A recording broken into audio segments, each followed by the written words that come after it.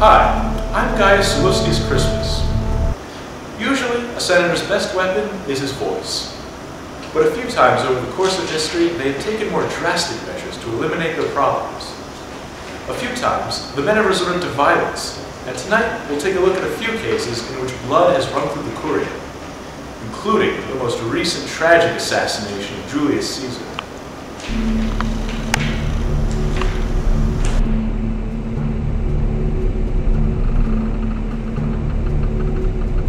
In 133, Tribune Tiberius Gracchus was assassinated by senators. What events happened to lead to this point?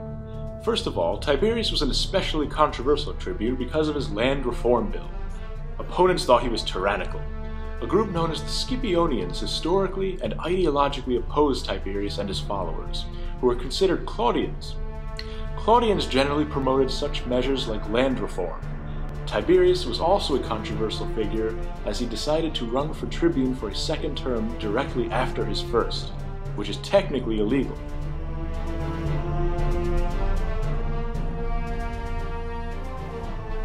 During the elections, he is said to have motioned toward his head as a way to tell his friends that he was in trouble. Tiberius is asking for a crown!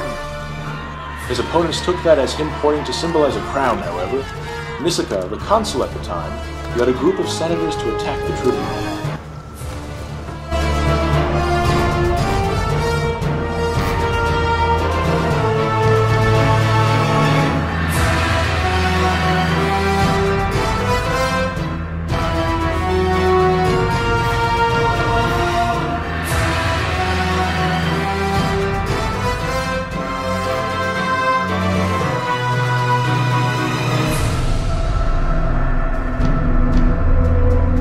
Beat him with chairs and legs of benches, and then disposed of his body in the Tiber.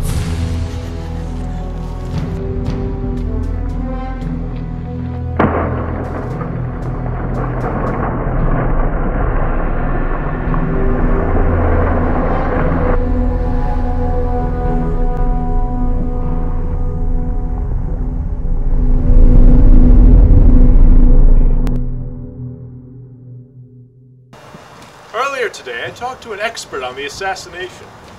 Tiberius's land reform bill was controversial for a few reasons. First of all, the wealthy conservatives didn't like the idea of redistributing land to the poor. Further, the bill may have suggested distributing land to non-Roman citizens as well, which required those people to be granted citizenship with the land. The bill, along with other controversial reforms, inspired considerable opposition. Some notable opponents include the Scipionians and the wealthy, because Tiberius advocated for taking their land. Another opponent was Octavius. Tiberius and the other tribune, Octavius, had a strained relationship to say the least. They had a deeply set political rivalry, partially due to their family lineage. Octavius was the leading representative for the Optimates against the land reform bill. Tiberius' own brother suffered similarly. Once again, the blood of the Gracchi stained the hands of the Roman senators.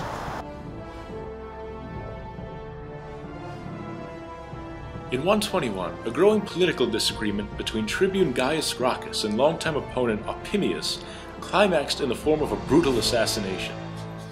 The two parties, that of Gaius and that of Opimius, met on Capitoline Hill.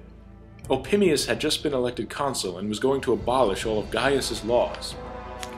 Fighting broke out and Quintus Antilius, a follower of Opimius, was killed. This gave Opimius a concrete reason to lash out against Gaius. The next day, Opimius got the senators to arm themselves and they set out to kill Gaius.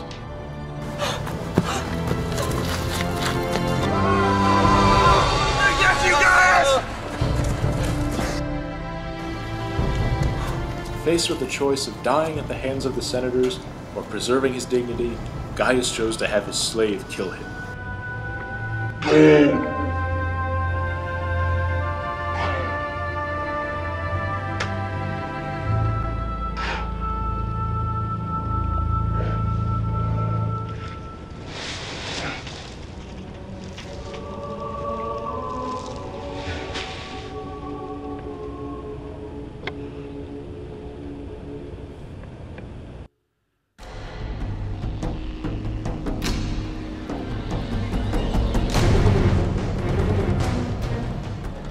I arrived at Caesar's house the morning of the assassination with Decimus Brutus.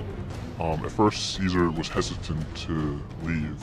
Apparently his wife had had a dream where she held his dead body the previous night and had asked him not to. But Decimus Brutus was able to persuade Caesar to come.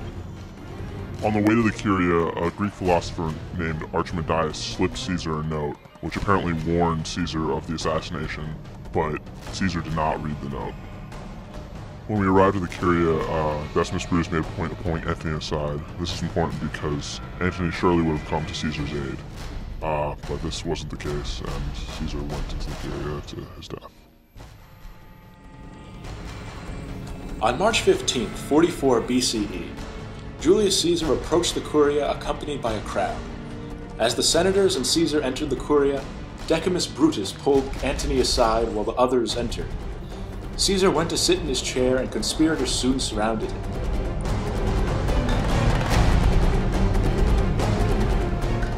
Lucius Tullius Cimber asked Caesar to recall the exile of his brother.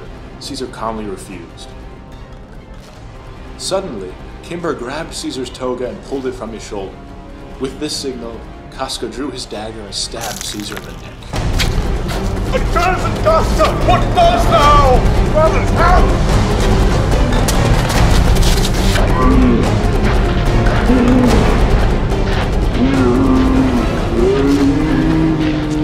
You too, my child.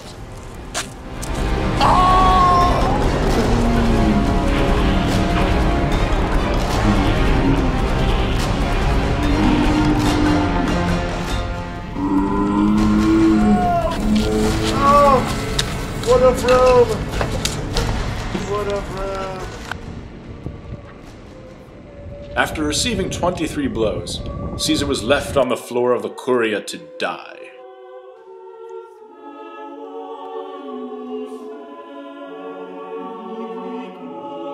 Our project reached out to the men who carried out this plot and asked them for some insight. Unfortunately, those we reached out to refused to do an interview for Blood in the Curia, but we were able to obtain this statement from an anonymous conspirator. Good Lord, the tyrant dead, the tyranny lives on. We are celebrating the death of a man whose acts we are defending. Is this all our hero Brutus has achieved? Good heavens, what things could then have been accomplished when all good and even fairly good patriots were rejoicing, and the gangsters were broken? What worries me is that, contrary to all precedent elsewhere, the recovery of freedom has not meant the revival of the Constitution.